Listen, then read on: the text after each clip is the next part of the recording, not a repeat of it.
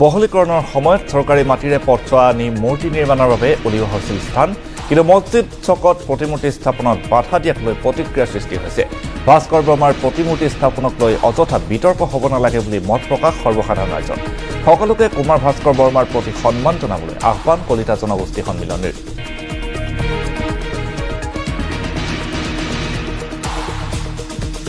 ইয়াত কোনো ধৰ্মৰ কথা নাই, ইয়াত কোনো জাতিৰ কথা নাই, ইয়াত কোনো পূজা পাতলৰ কথা নাই, মাত্ৰ কুমাৰ ভাস্কৰ বৰ্মাক আমি নতুন প্ৰজন্মৰ কাৰণে আমি জানিব দিব লাগে যে কুমাৰ ভাস্কৰ বৰ্মা এনেকুৱা এজন পৰাক্ৰমী বীৰ আছিল পুৰণি কামৰূপ ৰাজ্যত আৰু সেই বীৰজনৰ বীৰগাথাখিনিহে ইয়াত প্ৰকাশ হ'ব। আমাক মছজিদ কমিটি এখন এপ্লিকেশ্যনো দিছিলে আমাক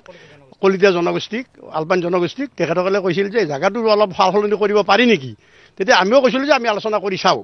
কিন্তু আমি দেখিলোঁ আচলতে তাত কৰিলে মছজিদ কমিটিৰ কোনো ধৰণৰ অসুবিধা নহয় আৰু তেখেতসকলে যিটো শংকা কৰিছে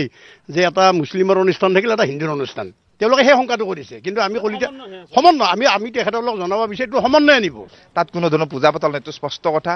গতিকে মই যদি আজি বন্ধ কৰিছে মই তেখেতসকলে আহ্বান ৰাখিছোঁ তেখেতসকলে এই ধৰণৰ বন্ধ ব্যৱস্থা কৰিব নালাগে যিহেতুকে মন্ত্ৰী মহোদয়ে এটা ডাঙৰ এটা পদক্ষেপ গ্ৰহণ কৰিছে আমাৰ কামৰূপৰ মানুহখিনি সকলোৱে হিন্দু মুছলিম সকলো অসমীয়া মানুহৰ প্ৰতীক হিচাপে কুমাৰ ভাস্কৰ বৰ্মাক প্ৰতিষ্ঠা কৰিবলৈ গৈছে।